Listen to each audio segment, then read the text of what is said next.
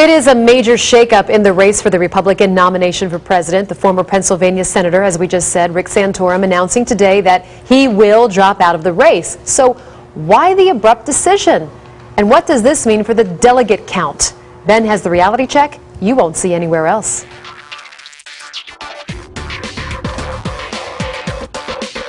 Well, let's start with the announcement. Senator Santorum abruptly dropped out of the Republican race for president this afternoon, citing the health of his infant daughter, Bella. Well, ladies and gentlemen, we made a decision to get into this race at our kitchen table and against all the odds.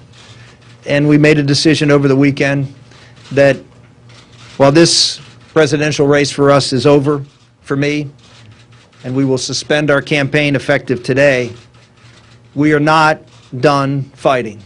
We are going to continue to fight for those voices. Santorum's 3-year-old daughter Bella has a rare genetic condition. She was hospitalized this weekend after she had come down with pneumonia. Now, there are likely additional reasons why the senator suspended his campaign, including mounting pressure from big-name Republicans who are attempting to bring a coalition behind former Governor Mitt Romney.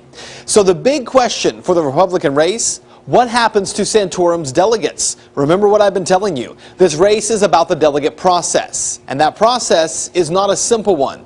So let's review. Senator Santorum won a total of 11 state contests: North Dakota, Minnesota, Iowa, Colorado, Missouri, Oklahoma, Louisiana, Alabama, Mississippi, Tennessee, and Kansas.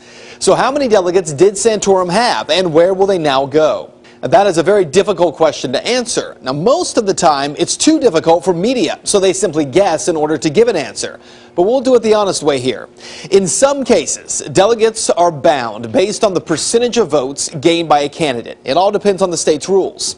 In other cases, though, delegates are first elected the night of the straw polls or the state elections, and then those delegates, in most cases, will move on to district conventions and then state conventions. Those delegates are not bound.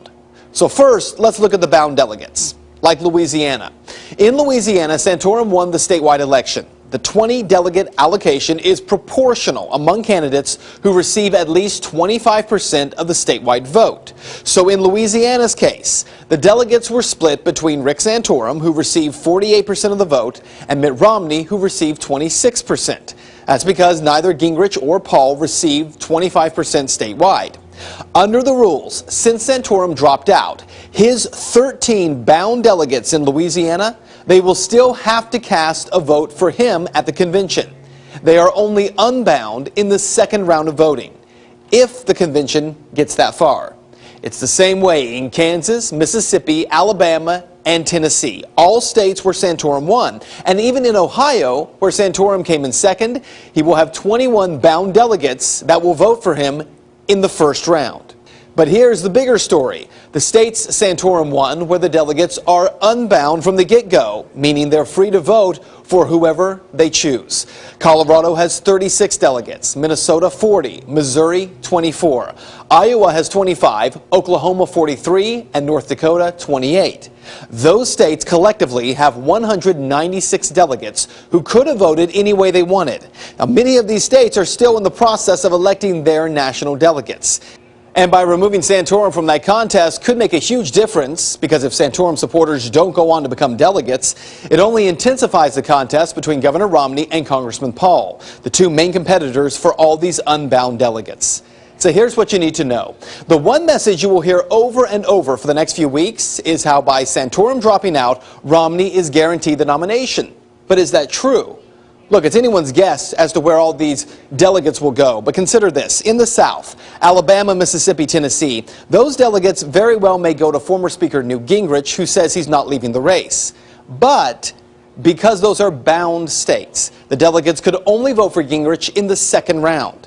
In states like Colorado, Nevada, Minnesota, Missouri, Iowa, Oklahoma, and Kansas, because the delegates are unbound, removing Santorum from the mix will likely help Congressman Paul wrap up more delegates. Then again, it could help Governor Romney wrap up the nomination if the delegates move that way. Ultimately, though, we don't know what will happen yet because we don't know who these delegates are. What we do know, there's a lot of race left with a whole new dynamic.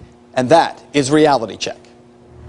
If you would like to make your voice heard in the story, head over to Ben's Facebook page. You can find it by searching Ben Swan, WXIX.